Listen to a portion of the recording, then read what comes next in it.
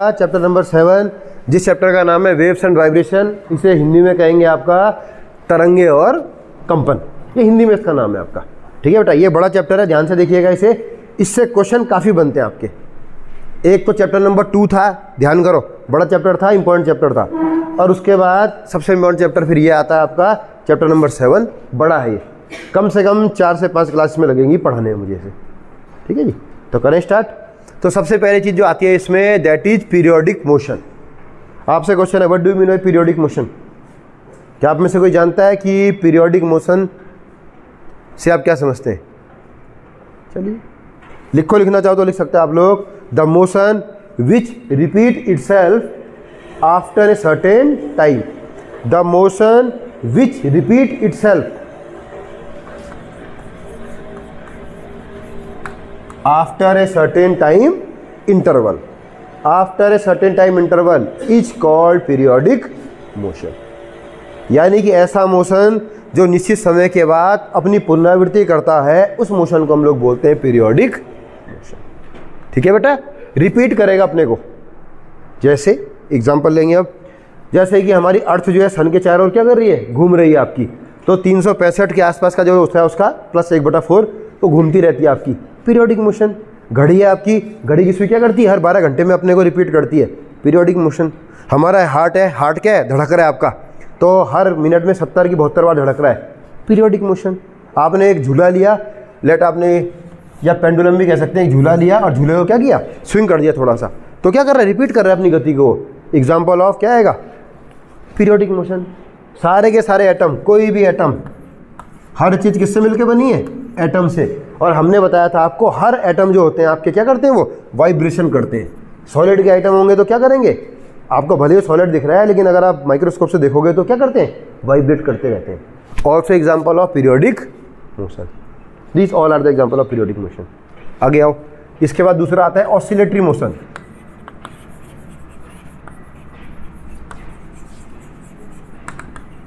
अब देखिए oscillatory motion में क्या होगा, इसमें ध्यान से देखना, थोड़ा सा अंतर है। टू एंड फ्रो मोशन,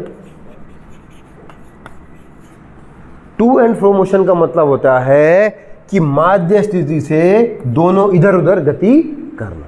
ठीक है, तो टू एंड फ्रो बोलते हैं इसे, या कुछ बुक्स में होगा बैक एंड फोर्थ, एक ही बात है।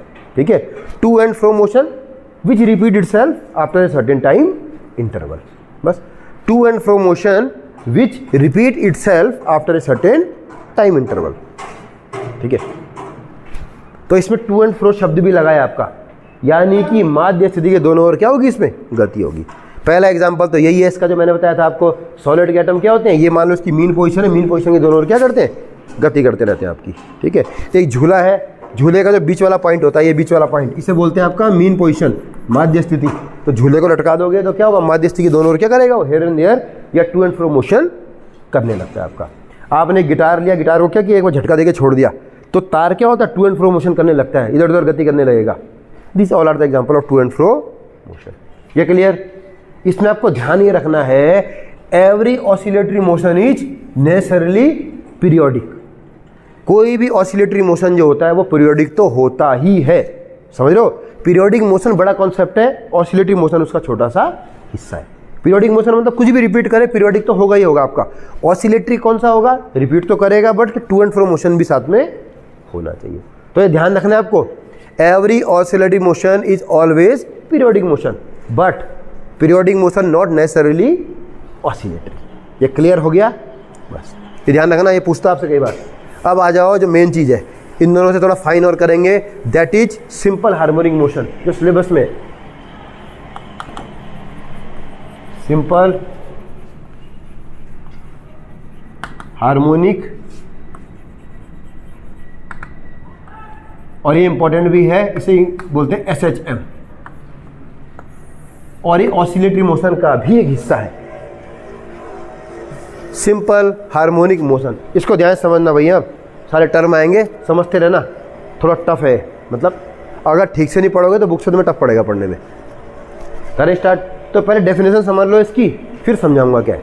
इसकी डेफिनेशन जो होती है वो होती है कि SHM या simple harmonic motion is to and fro motion in which SHM is to and fro motion from its mean position in which acceleration of particle is always perpendicular to displacement from mean position and it directs always towards the mean position. ये इसकी language है। मैं हिंदी में बता दूं फिर से एक बार। सिंपल हार्मोनिक मोशन ऐसा मोशन है जिसमें कि कोई ऑब्जेक्ट माध्य स्थिति के इधर उधर गति करता है, जिसमें कि त्वरण हमेशा ही माध्य स्थिति से विस्थापन के अनुक्रमानुपाती होता है एवं इसकी दिशा हमेशा ही माध्य स्थिति की ओर होती है। This is the exact definition of simple harmonic motion. अब समझ लो इसे क्या बोला मैंने। कोई बात नहीं, लिख लिया अच्छी बात है, नहीं लिखा तो आप वीडियो से लिख लेना या फिर लिख सकते हैं इसे, पर समझ लो क्या बात है। अब मैं एग्जांपल ले रहा हूँ पेंडुलम का, या झूला भी बोल सकते हैं हम लोग। पेंडुलम दिखाया था ना मैंने आपको। आप एक रस्सी लो और उसमें एक भारी सा बॉब लटका दो। रस्सी इनस्ट्रेचेबल होनी चाहिए, रस्सी स्ट्रेच नहीं करनी चाहिए, आपकी ध्यान रखना, मतलब ये हार्ड रस्सी होनी चाहिए एकदम। या झूले का एग्जाम्पल ले लो आप। देखिए पेंडुलम बोले या स्विंग बोले, झूला बोले, एक ही बात है। इसकी ये बीच वाली पोजिशन इसे बोलते हैं मीन पोजिशन, और किनारे की दोनों स्थिति होती है इसे बोलते हैं एक्सट्रीम पोजिशन। शॉर्टकट लिखना, ठीक है, एक्सट्रीम पोजिशन और मीन पोजिशन। अब देखिए होता क्या है, अगर मैं इसे थोड़ा सा खींच के छोड़ दूंगा तो ध्यान देना, जितना मैं इसे ऊपर से रिलीज करूंगा उतनी तेजी से स्पीड क्या करेगा, गेन करेगा। एक झूला देखा है आपने, जितना उसे ऊपर से छोड़ोगे उतनी स्पीड गेन करेगा। यही मैं कहना चाह रहा हूं, जितना ऊपर से छोड़ोगे, मैंने बोला है यानी कि माध्य से जितना विस्थापित करोगे इसे उतना ही ये त्वरण गेन करेगा। ये तो लिखा है, in which acceleration of particle is always क्या जाएगा, proportional to displacement from mean position. ये तो मैंने बोला है, जितना मैं सरका दूंगा इसको उतना ही क्या करेगा, एक्सीलरेशन गेन करेगा। और हमेशा ही इसकी दिशा क्या होगी एक्सीलरेशन की, टुवर्ड्स द मीन पोजिशन, हमेशा ही बीच की ओर जाएगा। ऐसे ऊपर भी जाएगा तो थोड़ी देर में वापस लौट के यहीं पे आएगा। यानी कि झूला स्विंग करेगा, इधर जाए इधर जाए, जब इस तरफ जाएगा तो मीन पोजिशन की ओर दिशा होगी, ऊपर भी जाएगा इस तरफ तो मीन पोजिशन की ओर इसकी क्या होती है, डायरेक्शन होती है।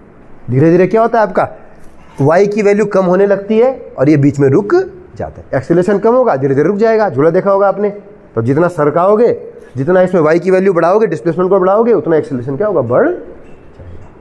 ये समझ में आया कि कैसे डेफिनेशन बनी है इसकी, पहली चीज। अब समझना है, इसमें एक लाइन आप नोट कर लो, इसे तो इंपॉर्टेंट चीज है।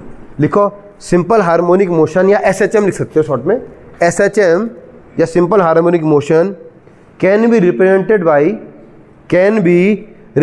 By simple harmonic motion can be represented by projection of uniform circular motion, projection of uniform circular motion along one of its diameter, projection of uniform circular motion along one of its diameter। यानी कि simple harmonic motion या सरल आवर्त गति को किसी भी क्या है वृत्त में, जिसमें क्या है एक वृत्तीय गति हो रही है, उसकी डायमीटर या व्यास में क्या कर सकते हैं हम, उसे प्रोजेक्ट कर सकते हैं। कैसे करते हैं अभी समझ लेना, इसको ध्यान से समझना, लाइन को है। आगे बढ़ूं, अब समझो। अब मैं 3 चित्र बना रहा हूं, तीनों को समझना, 3 फिगर समझेंगे हम, एक साथ समझना उन्हें, है ना। तो ये पहला फिगर हो गया आपका। एक दूसरे फिगर को यहाँ पे ले लीजिए, झूले वाला फिगर जो अभी मैंने पेंडुलम से बता रहा हूँ मैं आपको। ये ऐसे करके स्विंग कर रहा है, ये मीन पोजीशन हो गई इसकी, थोड़ा सा नीचे ले लेता हूँ, and these are extreme position, ठीक। और एक तीसरा फिगर बनाएंगे अभी हम, ये बनेगा एक सर्किल, और ये मान लो इसकी डायमीटर है। डायमीटर का मतलब व्यास, ये आपको पता है, ये इसका सेंटर है, सेंटर से होके जाएगी आपकी, ठीक है। तो मैंने तुम्हें भी बताया है कि सिंपल हार्मोनिक मोशन को हम लोग एक यूनिफॉर्म सर्कुलर मोशन की गति के एक डायमीटर में प्रोजेक्ट कर सकते हैं। तो करते हैं स्टार्ट। देखिए कैसे, माना कि इसने गति स्टार्ट की इस पोजीशन से, ये मान लो O हो गया इसका सेंटर, माना A पोजीशन से इसने गति करना स्टार्ट किया। अब सबको साथ में लेके चलना है, ठीक है। ये मीन पोजीशन अभी 0 है, ठीक। हमने इसे यूँ सरकाया एक्सट्रीम पोजीशन पे लेके गए। अब यहाँ से समझो इसे, ये यहाँ से आया, गति करना शुरू किया, मैक्सिमम पोजीशन पे गया, एक्सट्रीम पोजीशन पे गया। अब y की वैल्यू देखो यहाँ पे, ये +y हो गया, ये -y, y एक्सेस है ना, मतलब वाई अक्ष को एक्स एक्सिस मान लो, इसे वाई एक्सिस दिखाते हैं, वाई अक्ष है आपकी, दिख रही है। अब देखो अगर यहाँ से बढ़ेगा तो आपको लेना कहाँ पे, ऐसे जा तो ऐसे रहा है लेकिन लेना यहाँ पे, ये यहाँ से बढ़ेगा तो यहाँ से देखो बड़ा बड़ा बड़ा बड़ा मैक्सिमम पे आया, यानी कि अगर यहाँ पे है तो मानूंगा मैं, देखो यहाँ से मिला लो, इस पोजीशन पे वाई की वैल्यू होगी, ठीक है। वाई की वैल्यू मैक्सिमम मैक्सिमम मैक्सिमम गई, यहाँ पे पहुँच गया, ठीक है। यहाँ देखो मीन पोजीशन से मैक्सिमम मैक्सिमम मैक्सिमम गई, यहाँ पे पहुँच गया।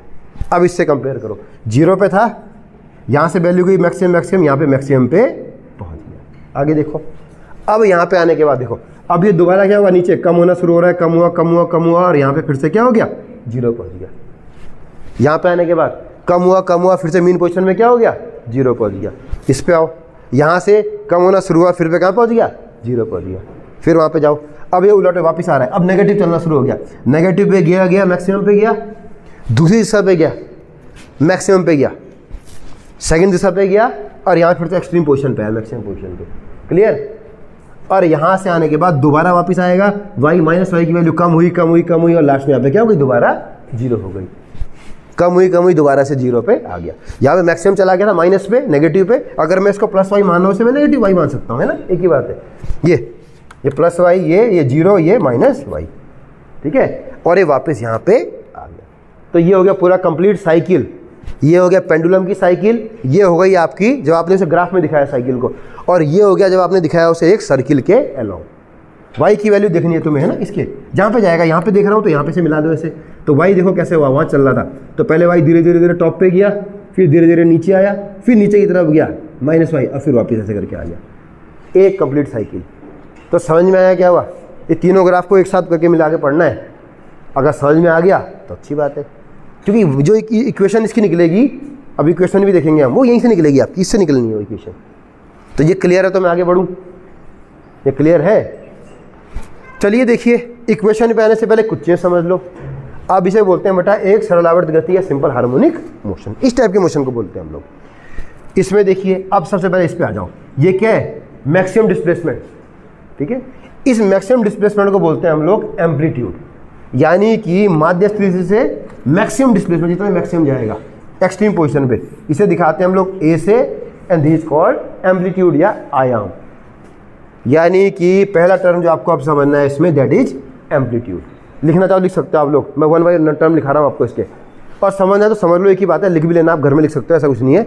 समझ लो, पहली चीज तुमसे पूछेगा what do you mean by amplitude, आयाम से आप क्या समझते हो, तो आयाम क्या बताओगे, माध्य स्थिति से जो सबसे ज़्यादा विस्थापन होता है, दैट इज कॉल्ड एम्पलीट्यूड। जैसे यहाँ पे देखो विस्थापन था, वाई की वैल्यू बड़ा बड़ा बड़ा बड़ा बड़ा मैक्सिमम चला गया, एम्पलीट्यूड, ठीक है। ये से दिखा रहे हैं आपको। अगर मैं मान के चलूँ कि इसकी रेडियस, लेट मैं इसकी रेडियस को ए ले रहा हूँ, ये रेडियस ए, तो देखिए एम्पलीट्यूड मैक्सिमम पोजीशन, ठीक है जी। आगे बढ़ो, यहाँ से क्या हो जाएगा, मैक्सिमम पोजीशन, ये पूरा ए, ठीक है। दूसरा आता है डिस्प्लेसमेंट, यानी कि वाई क्या होता है, ठीक है, distance from mean position at an instant, किसी भी जगह पे अगर मैं पॉइंट ले रहा हूँ कि यहाँ पे बताओ, तो जहाँ तक दूरी तय करेगा मीन पोजीशन से बोलेंगे डिस्प्लेसमेंट। अगर मैं यहाँ पे बिंदु ले लूँ तो यहाँ से यहाँ तक कितनी दूरी तय करेगा, यहाँ से यहाँ तक ये, तो इसे बोलेंगे हम लोग डिस्प्लेसमेंट एट दैट पॉइंट। अंतर है दोनों में, यानी कि displacement is equal to distance from mean position at an instant, clear. एक टर्म समझो, time period, time to complete one total cycle, यानी कि इसको जो समय लगेगा, माना मैंने कहा टी समय लगता है कंप्लीट साइकिल करने में, तो this is called time period. यानी कि यहाँ से शुरू हुआ चक्कर, यहाँ पे गया, फिर वापस आ गया, जब यहाँ वापस पहुँचेगा मीन पोजीशन पे, इसे हम बोलेंगे एक कंप्लीट साइकिल। जो समय लगेगा that is called time period, आवर्त काल, ठीक है बेटा। आगे देखो, यानी कि यहाँ पे टाइम कितना होगा, t/2, टी पूरा है तो आधा, यहाँ पे t/4, यहाँ पे t/4। वही अगर पूरे चक्कर को चलने में समय लगा t, तो आधे चक्कर में लगेगा आपका t/2, है ना। तो ये आधा चक्कर है आपका, t/2 यहाँ पे एक आएगा, यहाँ पे t/4, यहाँ पे t/4, ये क्लियर। अगला टर्म आता है इंपॉर्टेंट, होता है वेव लेंथ, लिख लो, वेव लेंथ, इसे दिखाते हैं लैम्डा से, वेव लेंथ, ठीक है।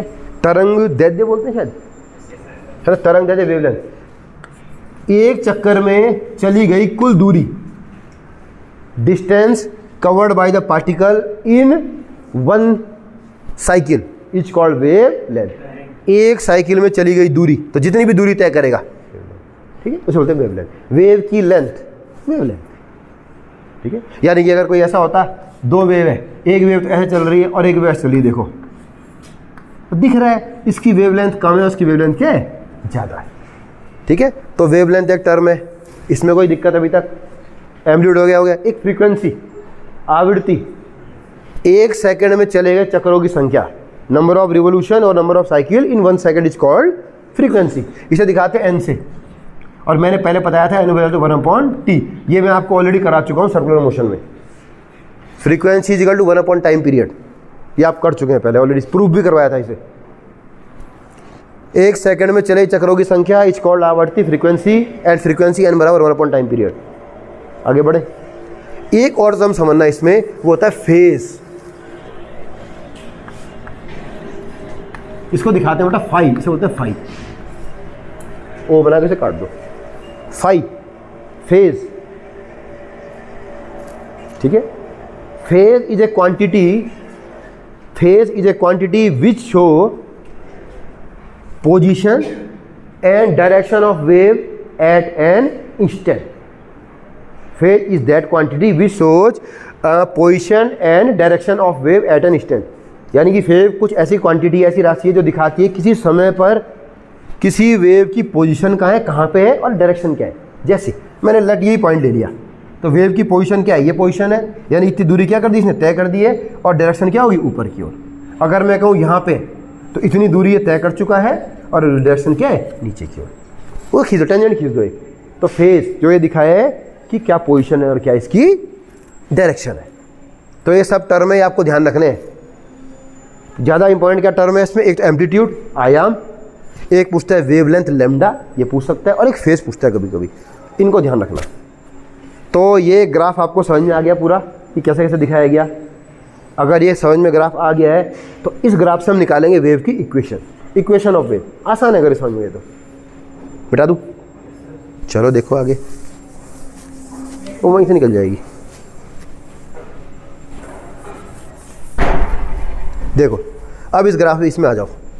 अब ये मैंने आपको बताया है किसी भी सिंपल हार्मोनिक मोशन को हम लोग दिखा सकते हैं एक यूनिफॉर्म सर्कुलर मोशन कर रहे पार्टिकल के जो डायमीटर होती है उसके प्रोजेक्शन पे, ठीक है। अब देखो कैसे होता है आपका। तो डिस्प्लेसमेंट हो गया y, माना मैंने पॉइंट माना, कोई ये पॉइंट है लेफ्ट, है ना, इसे मान लीजिए पॉइंट b मान लो, है ना, ए से बी तक चला है माना, ठीक है बेटा।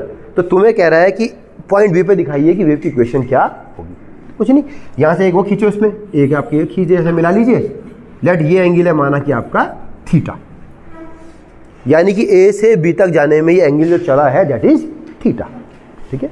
अब देखिए ये y है, तो ये भी कितना होगा, ये भी y होगा, पैरेलल है दूसरे के, this also this is equal to this is y, clear.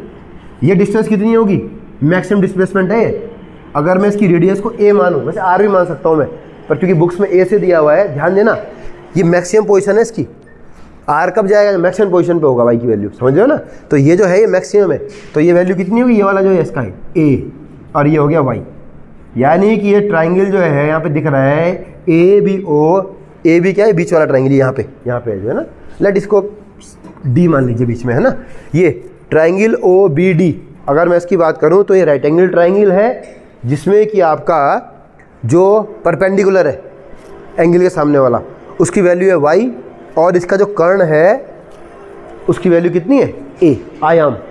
तो सिंपल सी बात है, इन ट्राइंगल या in right angle triangle O कितना है, BD, देखिए sine theta is equal to होता है आपका, क्या होता है आपका y अपॉन a, यही तो है, परपेंडिकुलर अपॉन हाइपोटेन्यूस, लंब बटे कर्ण, मैंने वैल्यू रख दी। ये इधर जाएगा तो बनाएगा y is equal to a sine theta, ये बनेगा आपका, ठीक है। और हम लोग जानते हैं कि अगर मैं कहूँ कि इसकी घूमने की जो स्पीड है वो लेट है ओमेगा, एंगुलर वेलोसिटी इसकी ओमेगा है, तो हम लोग को पता है angular velocity is equal to angle बटे टाइम, तो ये आ जाएगा दिस, वेलोसिटी बराबर डिस्प्लेसमेंट अपॉन टाइम, ये हम जानते हैं। ये वेग बराबर होता है विस्थापन बटे समय, और एंगुलर वेलोसिटी बराबर एंगुलर डिस्प्लेसमेंट बटे समय, तो मैंने वैल्यू रख दी बराबर एंगल। तो यहाँ से थीटा इज इक्वल टू हो जाएगा ओमेगा टी, यहाँ पे वैल्यू रखो तो y is equal to A sine omega T. तो ऐसे करके यहाँ पे इसका क्या होता है, इक्वेशन बनती है। लिख लीजिए, this is the equation of simple harmonic motion. एक बार चेक करो आपको समझ में आ रहा है कैसे बनी है ना। मैंने ट्राइंगल लिया वहाँ पे और ट्राइंगल पे वैल्यू लगा दी, है ना। Sine theta equal to this, ये इधर चला गया और थीटा की जगह लिख दिया हमने omega T. y is equal to displacement विस्थापन, a is equal to amplitude आयाम, omega is equal to angular velocity और t is equal to time. ये आपको पता होना चाहिए। तो इसमें अभी तक कोई दिक्कत है किसी को? ये क्लियर? चलो एक थोड़ा सा वो करो, एक पॉज कर दो चाहे उसे, 5 मिनट का break,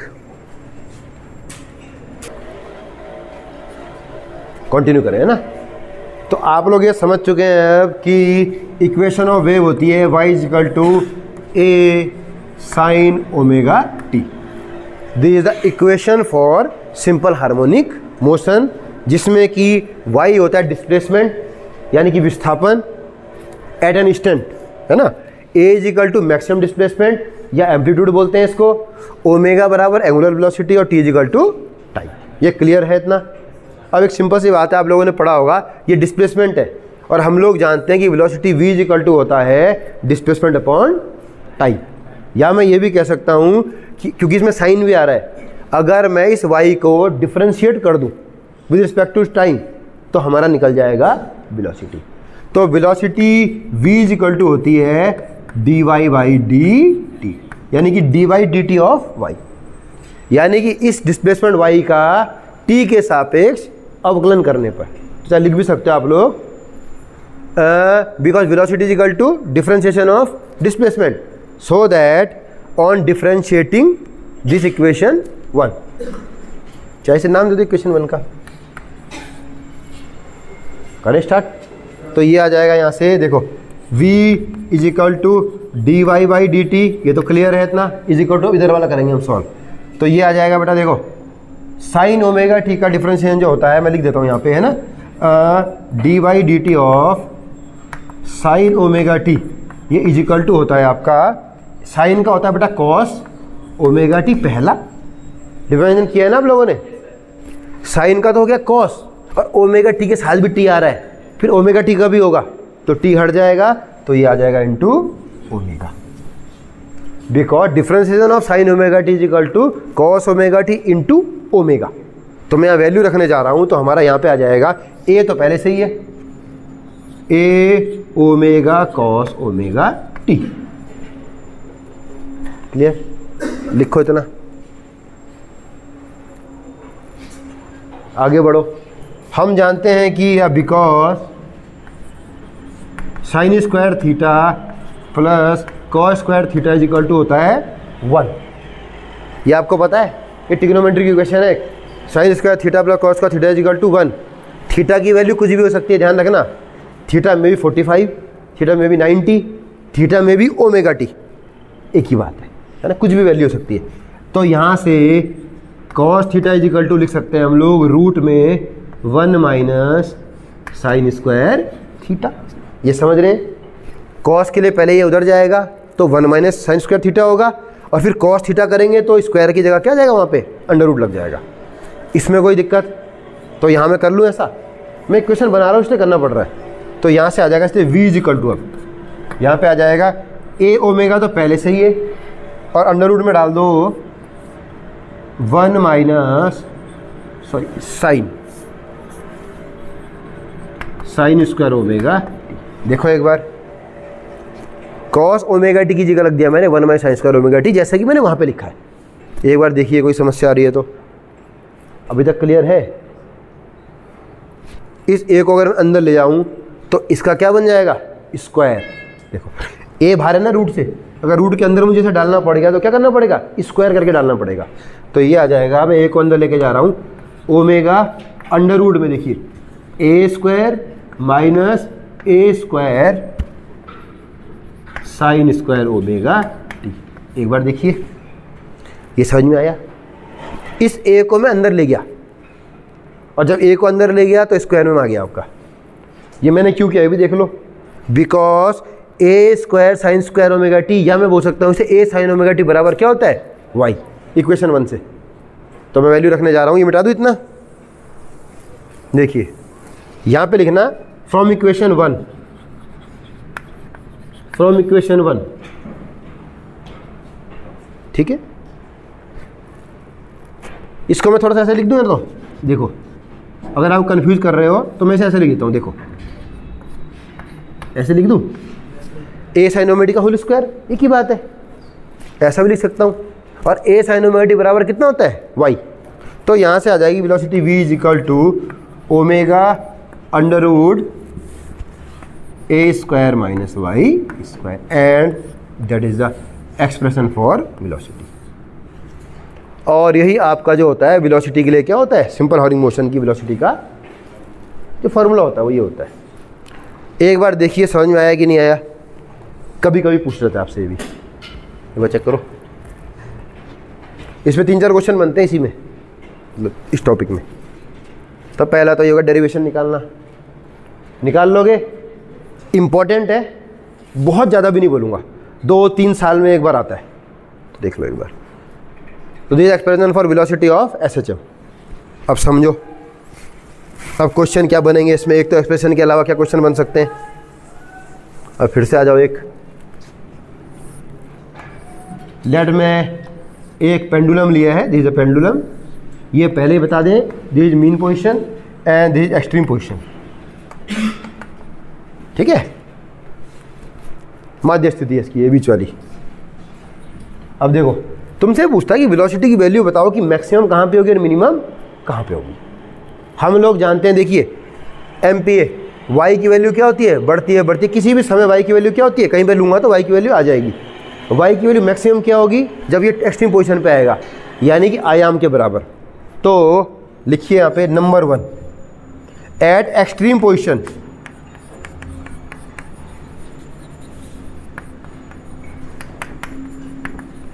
y is equal to a, maximum कितना जाएगा, a के बराबर जाएगा, वैल्यू रखो। तो v is equal to omega root A square minus A square, तो v इज इक्वल टू 0 बराबर 0, a में से गया 0, 0 into omega is equal to 0। लिखिए, समझ में आ रहा है, y की वैल्यू कितनी हो जाएगी, मैक्सिमम पोजीशन पे कितनी हो जाएगी, a के बराबर, आयाम के बराबर। तो यानी कि एक्सट्रीम पोजीशन पे velocity v is equal to क्या होगी, 0, जबकि at mean position, number 2, at mean position जबकि y इज इक्वल टू कितना होगा, 0, मीन पोजीशन में y की वैल्यू कितनी होगी, 0, 0 वैल्यू रख के देखो इसकी। तो यहाँ पे v की वैल्यू मैक्सिमम आ जाएगी, और v की वैल्यू मैक्सिमम कितनी होगी, देखो इसकी लगे 0, तो ये देखो यहाँ पे अगर मैं 0 रख दूँ तो ये आ जाएगा बेटा omega under root A square minus 0, तो बराबर ओमेगा इंटू ए, बिल्कुल सही, स्क्वायर से बाहर आ गया ये, लिखिए। यानी कि मीन पोजीशन पे बिल्कुल बीच में इसकी वैल्यू मैक्सिमम होती है, और उसकी वैल्यू होती है ओमेगा इंटू ए के बराबर, तो y बराबर 0 हो जाएगा। एक बार चेक करो, समझ में आ रहा है, अगर समझ में आ रहा है तो प्रैक्टिकल देखिए इसका। एक झूला लेके देखो, पहले लिख लो, पहले हो गया। एक झूला आप लोग लेते हैं, झूले में क्या होता है, झूले में तुमने सरकाया उसे, और छोड़ने के बाद झूले को सबसे ज़्यादा वेलोसिटी झूले की क्या हो, देखो झूला क्या होता है, देखो यहाँ से आया, जब यहाँ पे गुजरेगा तो सबसे ज़्यादा स्पीड से गुजरता है झूला यहाँ पे, फिर धीरे धीरे कम हुई कम हुई कम हुई, स्पीड कम हुई, ऊपर एक रुक जाता है एकदम से, ये 0 हो गया, फिर वापस आएगा, यहाँ पे मैक्सिमम स्पीड लेके जाएगा, फिर वापस जाएगा कम कम कम कम कम कम, जब दूसरी पर जाएगा फिर क्या हो, रुक जाता है आपका। तुमने देखा होता है, जितनी मशीनें होती है झूले वाली, या क्या होता है उसे बोलते हैं ड्रैगन मशीन, तो ड्रैगन में भी क्या होता है आपका, जाता है फिर रुक जाता है, पर जब नीचे आता है बिल्कुल बीच में, यानी मीन पोजीशन पे, तो मैक्सिमम वेलोसिटी क्या होती है इसकी, होती है। तो ये आपको ध्यान रखना है, ये क्लियर, यानी कि v की वैल्यू कितनी होगी इसमें, मैक्सिमम। ये क्वेश्चन आपसे बहुत पूछता है, ध्यान रखना। एक तो ये डेरिवेशन और प्लस ये कहाँ पे क्या वैल्यू होती है ये आपसे पूछेगा, इसको बिल्कुल ध्यान में रखना है आपने। पहले बताओ ये क्लियर है, इसमें कोई समस्या तो नहीं, तो अब एक्सीलरेशन के लिए आगे बढ़ें। अब एक्सीलरेशन देख लो,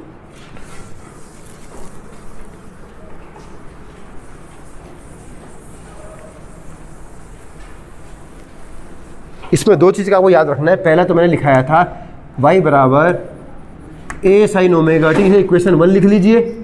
और जब सॉल्व करने जा रहे थे तो सॉल्व करके हमारा आया था v is equal to a omega cos omega T. ये याद है आपको? ये दो चीज़ें, मतलब मैं यहाँ तक लेके आ रहा हूँ उसे, मतलब जब मैंने साइन स्क्वायर और वो वाला फॉर्मूला लगाया था 1 साइन स्क्वायर वाला, यहाँ तक आया था, है ना। अब अगर मैं वेलोसिटी का भी डिफरेंशिएशन कर दूँ तो बन जाएगा एक्सीलरेशन। तो एक्सीलरेशन ए इजिकल टू होता है rate of change of velocity. तो एक्सीलरेशन ए इजिकल टू होता है D upon D T of velocity. इसका डिफरेंशिएशन करने पर कर दूँ इसका डिफरेंशिएशन, तो डिफरेंशिएशन करेंगे तो क्या आएगा? देखिए बेटा, ए ओमेगा तो ऑलरेडी है और डिफरेंशिएशन करो D by D T of अब की बार कॉस ओमेगा टी। देखिए ये मैंने बाहर ले लिया, इसका डिफरेंशिएशन कर दिया। डिफरेंशिएशन उसी का हो सकता है जिसमें कि टी आ रहा हो कहीं ना कहीं, तो कॉस ओमेगा टी में भी टी आ रहा है और कहीं ना कहीं ओमेगा टी में भी टी आ रहा है। तो देखिए, तो एक्सेलरेशन ए इजिकल टू हो जाएगा यहाँ से ए ओमेगा, तो वैसे ही रहने दो। अब कॉस का जब डिफरेंशिएशन करेंगे हम लोग तो होता है माइनस साइन, माइनस में आता है, ध्यान रखना। तो ये आ जाएगा, यहाँ से ब्रैकेट में लिख रहा हूँ, माइनस पहला तो आएगा साइन ओमेगा टी और फिर ओमेगा टी का फिर से ओमेगा। देखो साइन ओमेगा टी और ओमेगा टी का फिर से ओमेगा। सॉल्व करेंगे तो we get A is equal to, अभी देखो ये अलग अलग हो रहे हैं, मैं बड़ा ही ले लूँ इसको, वो एम्पलीट्यूड भी यही है ना, मैं बड़ा ए ले रहा हूँ एक्सीलरेशन को, ठीक है। एक्चुअली इसमें ए ऑलरेडी आ रहा है तो कंफ्यूज ना हो जाए, तो मैं एक्सीलरेशन को बड़े से दिखा रहा हूँ क्योंकि छोटा ए दिखा रहा है आपका आयाम या एम्पलीट्यूड को। तो capital A acceleration is equal to, ये आ जाएगा बेटा ए ओमेगा इंटू ओमेगा, दो ओमेगा है, ओमेगा स्क्वायर, या ए रहने दो, पहले ओमेगा स्क्वायर लिखो, माइनस में लिखो माइनस ओमेगा स्क्वायर और ब्रैकेट में लिख दो ए साइन ओमेगा टी, है ना। यही तो बचा है। ये मैंने ए साइन ओमेगा टी क्यों लिखा है? क्योंकि ऊपर y की वैल्यू भी कितनी आ रही है? इतनी आ रही है ना। ए साइन ओमेगा टी बराबर y, तो from equation 1 we get acceleration A is equal to minus omega square y। लिख लीजिए।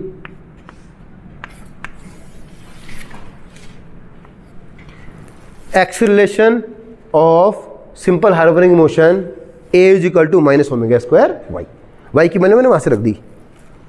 तो ये इसका डेरिवेशन है, बस इतना सा। अगर इसमें कोई समस्या आ रही है तो मुझे बताइए, और क्लियर है तो आगे बढ़े। ये क्लियर है? अब थोड़ा समझना इसे, अब मैं जोड़ के चलो इसे। मैंने तुम्हें शुरू में क्वेश्चन लिखाई थी एसएचएम की, simple harmonic motion is that motion in which acceleration of particle is proportional to displacement and it is always toward the displacement. तो ये तो लिखवाया था, और क्या है? इस ओमेगा स्क्वायर को हटा लो, कांस्टेंट को, तो वाई है ए इज प्रोपोर्शनल टू वाई। ये तो मैंने लिखवाया था तुम्हें शुरू में, तो यहाँ से भी ये आता है आपका, ठीक है जी, क्योंकि एक्सीलरेशन प्रोपोर्शनल होता है हमेशा डिस्प्लेसमेंट के, यानी कितना सरकाओगे मीन पोजीशन से।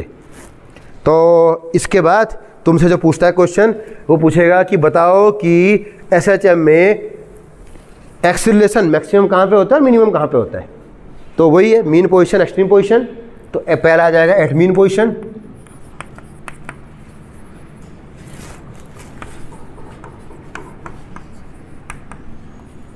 मीन पोजीशन पे y इजिकल टू कितना है? 0 मान रखो। तो a इजिकल टू आ जाएगा माइनस में 0 या माइनस ओमेगा स्क्वायर इंटू 0, तो बराबर 0। क्यों y है, सीधे y की वैल्यू 0 रख दी मैंने, है ना। तो यानी कि मीन पोजीशन पे एक्सीलरेशन a कितना आ रहा है इसका? 0। और एक्सट्रीम पोजीशन पे ई पे लिख दो शॉर्टकट में, at extreme position y is equal to amplitude के बराबर a, तो मान आ जाएगा इसका a is equal to minus में ओमेगा स्क्वायर इंटू a। देखिए ये इसकी मैक्सिमम वैल्यू, यानी कि एक्सीलरेशन इन पोजीशन पे क्या होता है? मैक्सिमम, और उसकी वैल्यू होती है दोनों पोजीशन पे ओमेगा स्क्वायर a के बराबर, ठीक है। घूम फिर के बात वही आ रही है, ये झूला है तुम्हारा बीच में, अगर झूला बीच में रहेगा तो कभी गति नहीं करेगा। जितना झूले को ऊपर सरका के ले जाओगे तुम लोग, उतनी स्पीड से क्या होगा? आएगा। एक्सेलरेशन का मतलब वेलोसिटी कितनी बढ़ रही है आपकी एक्सेलरेशन, तो उतनी वेलोसिटी क्या होगा? गेन करेगा आपको। तो बस, तो मैक्सिमम एक्सेलरेशन कहाँ पे होता है? एक्सट्रीम पोजीशन पे, जितना दूर लेके जा सको इसे। झूले में यही तो करते हो, झूला तेज झुलाना है और पीछे खींचते हो उसे आपका। एक बार देखिए इसे, माइनस का मतलब ये है बेटा, समझिए एक्सेलरेशन मैंने आपको लिखाया था, एक्सेलरेशन हमेशा कहाँ होता है? टुवार्ड्स द मीन पोजीशन, हमेशा मीन पोजीशन की ओर होगा एक्सेलरेशन की दिशा। जबकि y क्या हो रहा है? इधर की ओर बढ़ रहा है आपका, तो y तो बढ़ रहा है इस दिशा में और एक्सेलरेशन की दिशा क्या? उसके अपोजिट। समझ में आ रहा है? ये देखो यहाँ पे y को बढ़ाते रहो तो एक्सेलरेशन बढ़ेगा, लेकिन उसकी विपरीत दिशा में। आप इधर बढ़ा रहे हो तो एक्सेलरेशन दूसरी दिशा में जाएगा, इसलिए माइनस साइन आता है इसमें। Because the direction of acceleration and displacement is always opposite. बस, तो एक बार देखिए ये आपकी समझ में आ गया। अगर ये दो चीज़ समझ में आ गई तो छोटी चीज़ और देख लो बस, और क्योंकि यहीं से समझ में आएगा, और ये जो आप समझेंगे उसका आगे यूज होगा आपका। तो पहले इतना देखो, क्लियर है? ये क्वेश्चन ये वाले पूछता तुमसे एसएचएम में, बताओ कि कहाँ पे मैक्सिमम होता है और कितनी वैल्यू होती है, दोनों वेलोसिटी और एक्सेलरेशन। 3 नंबर पे आता है क्वेश्चन, तो इसे देख लेना एक बार, ठीक है? आगे बढ़ूँ, अब समझो जरा, ये ध्यान रखना, A equal to minus omega square Y. यहाँ से बढ़ेंगे हम आगे। एक टर्म समझाने जा रहा हूँ जो आगे काम आने वाला है आपका। अभी हमने पढ़ा एक्सेलरेशन ए इक्वल टू होता है ओमेगा स्क्वायर वाई। माइनस का साइन तो सिर्फ दिशा बताने के लिए, ठीक? और ओमेगा इक्वल टू, ओमेगा होता है आपका एंगुलर वेलोसिटी, और इसकी वैल्यू होती है 2 पाई अपॉन टाइम पीरियड, या ऐसा भी लिख सकते हो 2 पाई एन, एक ही बात है। ओमेगा एंगुलर वेलोसिटी है, अगर मैं इसको टाइम पीरियड आवर्तकाल के रूप में दिखाऊंगा तो 2 पाई अपॉन टी, आवृत्ति के रूप में दिखाऊंगा तो 2 पाई एन इसका मान होता है। तो अगर आपसे बोले कि टी के लिए एक फॉर्मूला बताओ, तो मैं वो निकालने जा रहा हूँ यहाँ पे। मैं इस मान को यहाँ पे रख देता हूँ, हमारे पास क्या बचेगा? ए इक्वल टू, है ना, ये आ जाएगा आपका 2 पाई बाई टी का स्क्वायर इंटू वाई, ठीक है? हमें टी का मान निकालना है, इसको इधर पे दो, तो ये आ जाएगा आपका A upon Y is equal to 2 pi by, या 2 पाई बाई टी को वैसे ही रहने दो, इसको लगा दो अंडर रूट में, ज़्यादा अच्छा है। इसको इधर दे दिया, ये स्क्वायर था तो मैंने यहाँ पे रूट लगा दिया। अभी क्लियर है? हमें टी चाहिए, दोनों को उलट देते हैं। उलटने से क्या हो जाएगा? ये हो जाएगा अंडर रूट वाई बाई ए बराबर टी बाई 2 पाई। अभी भी ठीक है, दोनों को रिवर्स कर दिया। And the value of T is, ये इधर चला जाएगा तो ये आ जाएगा बेटा 2 पाई।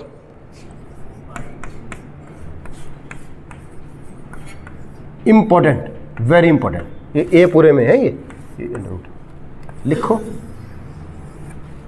इसको तुम्हें ध्यान रखना है बिल्कुल। अगला बहुत इंपॉर्टेंट टॉपिक इस पर डिपेंड करने वाला है, इसलिए से ध्यान रखना है। तो यानी कि time period T equal to 2 pi under root Y by A, या मैं कह सकता हूँ कि आवर्तकाल T of SHM is equal to 2 pi under root में डिस्प्लेसमेंट अपॉन एक्सेलरेशन। भाई इसको ध्यान रखना, बस ये देख लो एक बार, ये समझ में आ गया। एक्चुअली इंपॉर्टेंट ये नहीं है उतना, जो इसके बाद टॉपिक आएगा उसके लिए जानना तुम्हें ज़रूरी है, और वो टॉपिक बहुत इंपॉर्टेंट है, वो हर बार आता है, तो इसलिए ये तुम्हें जानना ज़रूरी है। तो दिस इज़ द, मैं कह सकता हूँ कि time period, the expression for time period of A SHM of A particle which is doing simple harmonic motion. तो एक बार देखो, अभी तक कोई दिक्कत तुम्हें आ रही है? इसमें कोई दिक्कत तो नहीं आई? क्लियर? तो आज के लिए बहुत है इतना, है ना?